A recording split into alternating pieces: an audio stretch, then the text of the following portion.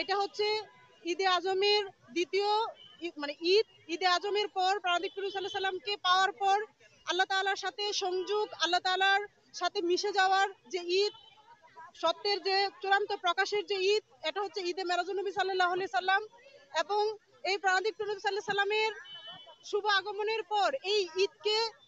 ঈদে মেরাজুন নবী সাল্লাল্লাহু আলাইহি সাল্লামকে যেন ঈদ হিসাবে উদযাপন করে এই যুগের ইমাম, বস্তুর ঊর্ধ্বে মানব সত্তার প্রবক্তা, বিশ্ব সুন্নি আন্দোলনের প্রতিষ্ঠাতা এবং বিশ্ব ইনসানিয়ত বিপ্লবের প্রবর্তক আল্লামা ইমাম হায়াত আলী রাহমা আমাদেরকে শিখাচ্ছেন যে এটাকে আমাদেরকে ঈদ হিসাবে উদযাপন করতে হবে এবং প্রত্যেকটা মুসলমানদের জন্য এটা একটা আনন্দ, এটা একটা খুশি এবং এটা রাষ্ট্রীয়ভাবে ঈদের যে আনন্দটা সবাই যেন উপভোগ করতে পারে সেজন্য এটা রাষ্ট্রীয় ছুটি যেন দেওয়া হয়, সেই দাবিতে আজকে আমরা এখানে একটা আনন্দ রিলি হয়েছে, সেখানে আমরা উপস্থিত হয়েছি। বাচ্চা নিয়ে আসার কারণ হচ্ছে যে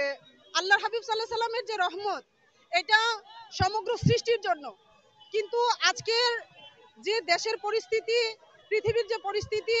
এটা খুবই দুঃখজনক যে যেখানে কোনো সত্য নাই, মানবতা নাই, জীবনের কোনো নিরাপত্তা নাই, জীবনের কোনো অধিকার নাই, বাক স্বাধীনতা নাই। তো আমরা চাই প্রাণিক নবী সাল্লাল্লাহু আলাইহি সাল্লামের যে রহমতের দুনিয়া, রাহমাতাল লিল আলামিনের যে দুনিয়া, সেটা শান্তিময়, রহমতময়। এই দুনিয়াতে আমরা যেমন শরীক হতে চাই, সেই সাথে সাথে আমরা আমাদের জেনারেশনকেও শরীক করতে চাই এবং তারা যেন ছোট থেকে সত্যের সাথে সম্পৃক্ত থাকতে পারে, মানবতার সাথে সম্পৃক্ত থাকতে পারে এবং আল্লাহর হাবিব সাল্লাল্লাহু আলাইহি সাল্লামের দেওয়া যে রহমতের দুনিয়া, মানবতার দুনিয়া, ইনসানিয়াতের যে দুনিয়া, সেটার সাথে যেন তারা ছোট থেকেই সেটার সাথে সম্পর্কিত হয়ে বড় হয়। সেজন্য আমরা তাদেরকে নিয়ে